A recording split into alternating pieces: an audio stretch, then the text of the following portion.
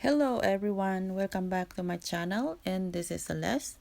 Today I'm gonna show you another Christmas ornaments that we need to make. Before I forget, if you are new to my channel, please don't forget to subscribe and click the notification bell to get updates for all my videos. So before we get started, let's get ready all our materials. Let's begin with our yarn. As you can see, we have three colors of yarn: the paddy green, cherry red, and white. And all these are came from the Red Heart Super Saver with the size of medium or number 4. The next materials that we have is the hoop or the ring with the size of 6 millimeter in diameter, and you can use any kind of ring or size and it will be works with our project today. And our hook with the size of 4.25 millimeter, you cannot see it because of the effect of brightness.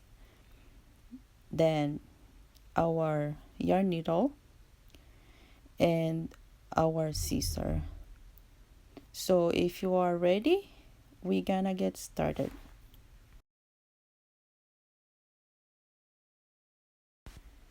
First thing, we need to get ready our hoop, and I think you can see it right now, that is 4.25 millimeter, and our hoop and the green color yarn. So let's begin with the yarn. So we need to make a slip knot.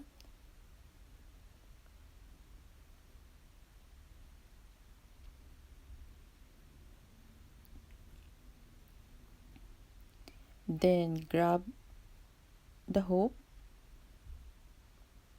then insert your hook from the front and grab your yarn and do a chain of 1. So this time we don't need to worry about counting, we just make a single crochet all around our hoops. So you can do as much as you can, a single crochet around, and you don't need to counting how many single crochet that we need. As long as you can do around to cover the hoops, then we gonna jump to the next step.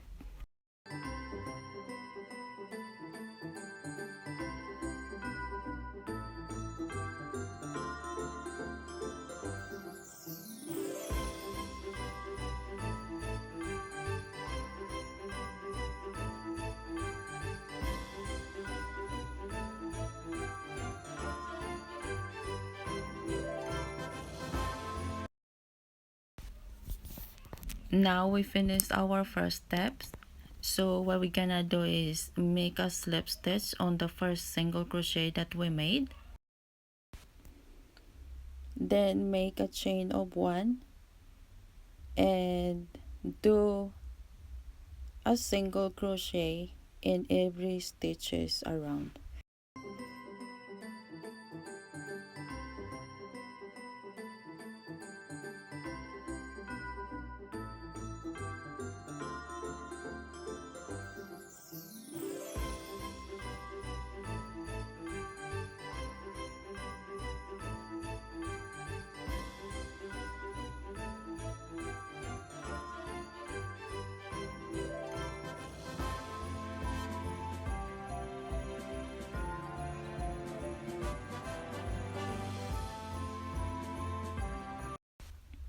Now as you can see that we finished our first row and second row, and you can see it's very neat and clean. So this time we're gonna make a slip stitch on the first single crochet, then we're gonna secure our yarn and cut it off.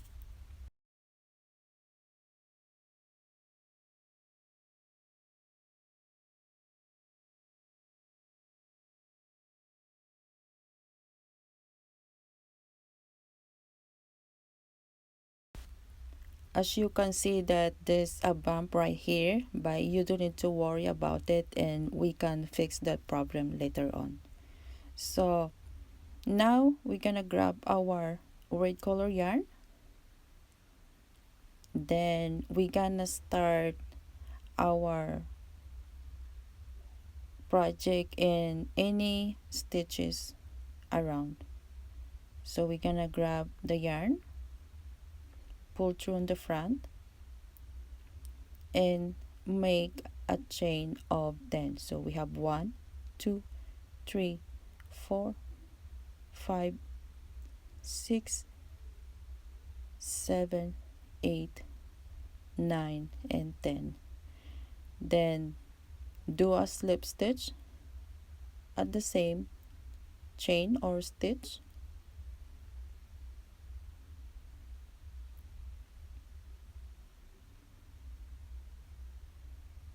like this.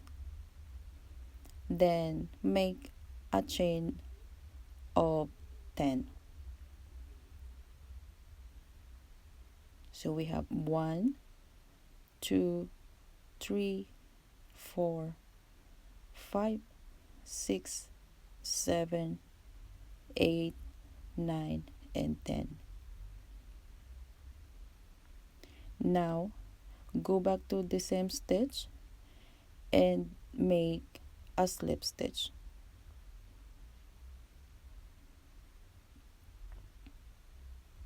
This time we need to make another 10 chain. 1, 2, 3, 4, 5, 6, 7, 8, 9, and 10. And go back at the same stitch and do a slip stitch.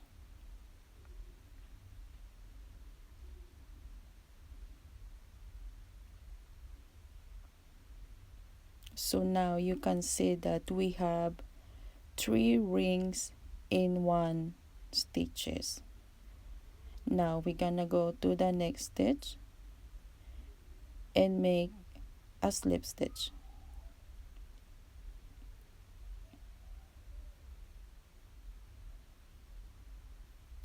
Then we're gonna repeat.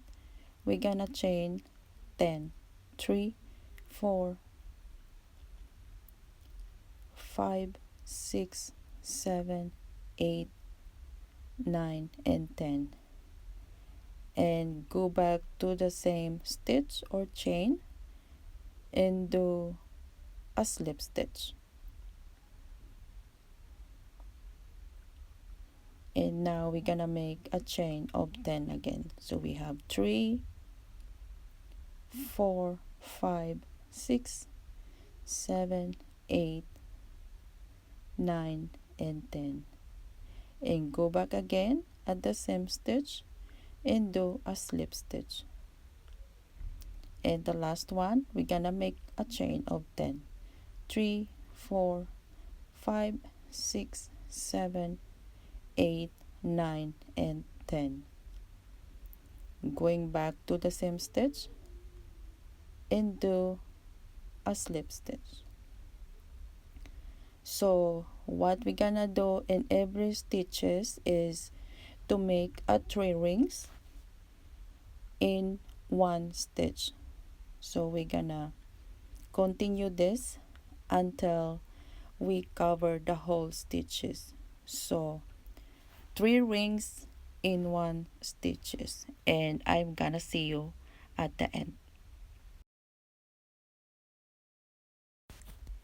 Now I'm on the last stitch, so I need to make a chain of 10. So 1, 2, 3, 4, 5, 6, 7, 8, 9, and 10. And go back to the same stitch and do a slip stitch. And on the second to the last ring that we're gonna make, I gonna chain of 20. So we have 1,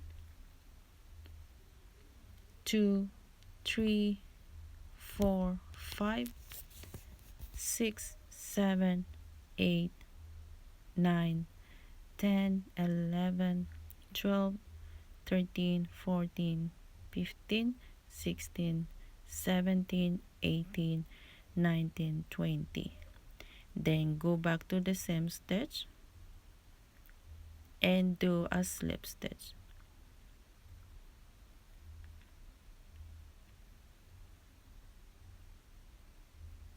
It's a little bit hard because everything is stacking up, but you can make it.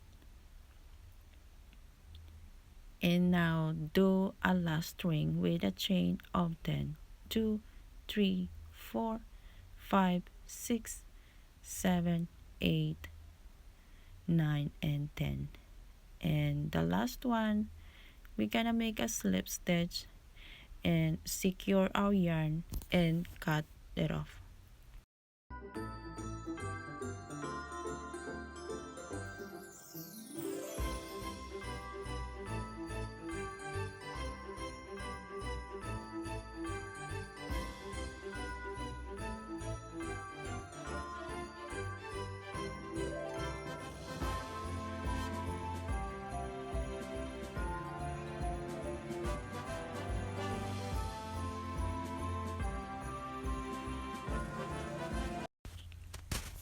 Now we're done with our rings, and you look that it is so fluffy and it's like a flower.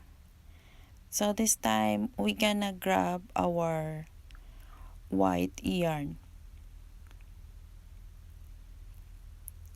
and we're gonna use our yarn needle on this time, and make sure that you have enough length of yarn. Then we're gonna cut it and we're gonna sew around on the green part of our red.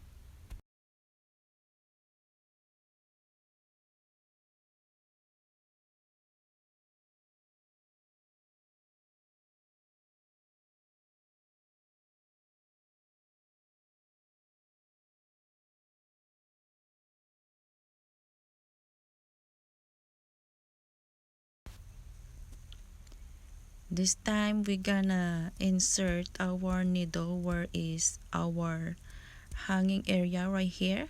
You can see it. We're gonna start inserting our yarn needle to the back. Make sure that you have enough yarn to sew it around. Then we're gonna skip one stitch, then insert your yarn needle at the back going to the front.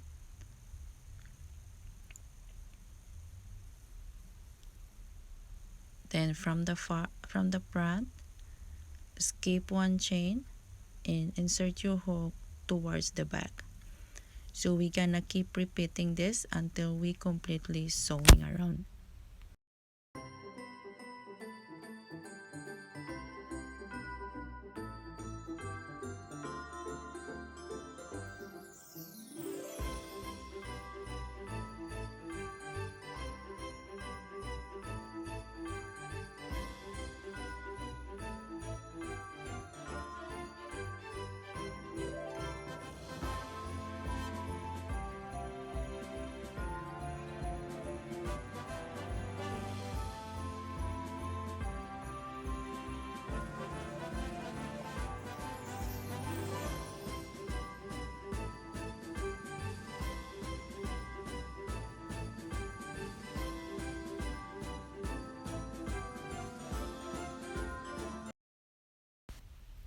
After we finish it, we're gonna set aside. Then we're gonna make the bow with the same color of yarn. We're gonna make a slip knot, then chain 25.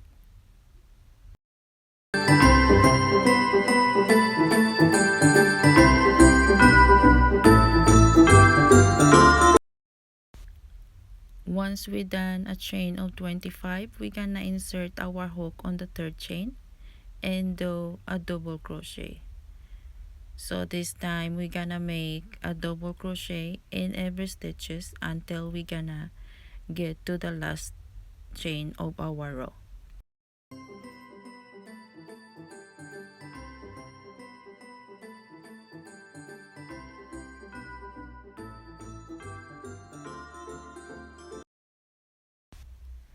After we finish our double crochet on the first row, we're gonna chain of 3, then turn your work and do another double crochet in every stitches. So it means that we're gonna make a double crochet, one double crochet in every stitches. So we're gonna finish this until we get to the third row, then we're gonna stop.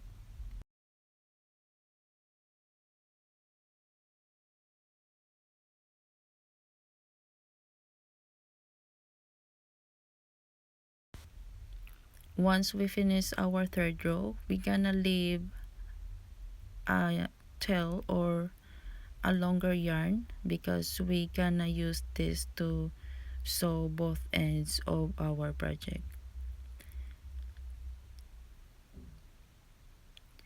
Using the yarn needle, we're gonna insert our yarn,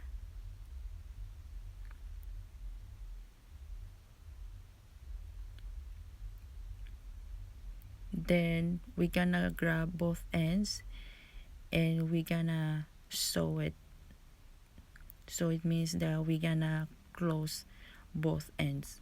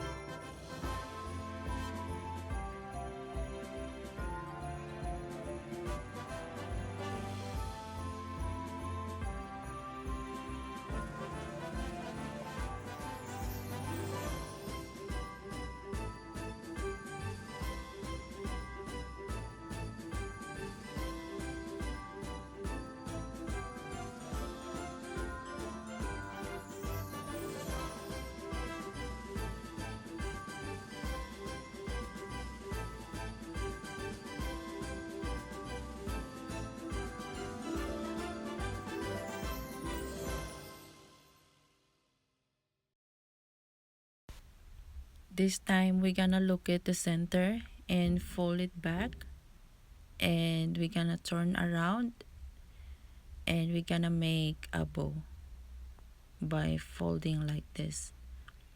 And you're gonna grab a tail and wrap around to the middle to form a bow.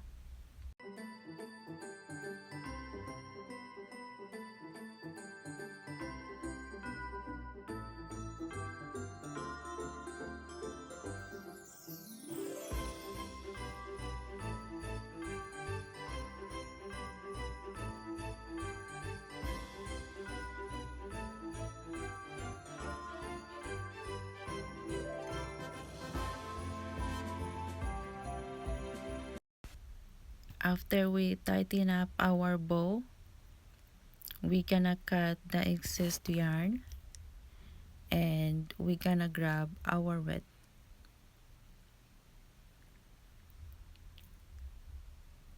So we have a little bow right here. Then on this part of our yarn, we're gonna cut it off, and on our bow we're gonna grab a green color of yarn and we're gonna cover the white yarn on the center of our bow.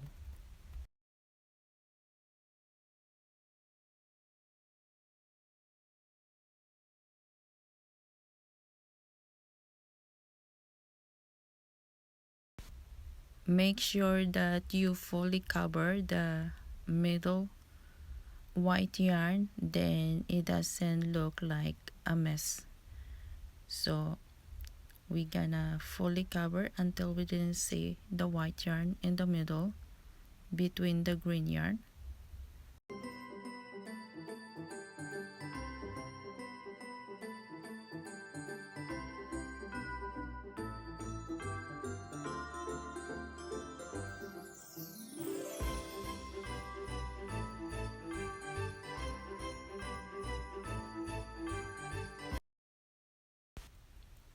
Then we're gonna tie up at the back,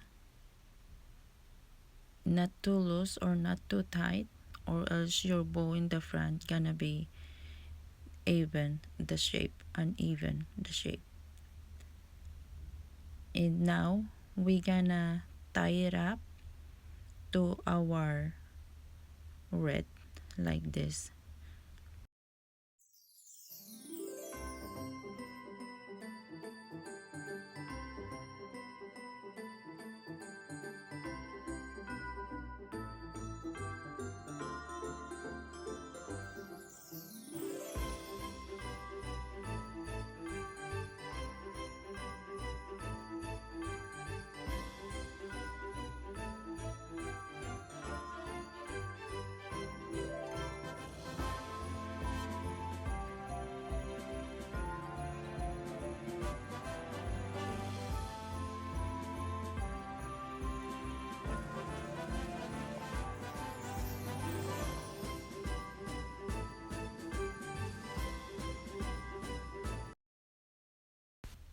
Once we finish, we're gonna tie up at the back. Make sure you tighten up, then your bow in the front, it won't be loose or moving around. Then we're gonna cut it off the excess yarn, and your project is done.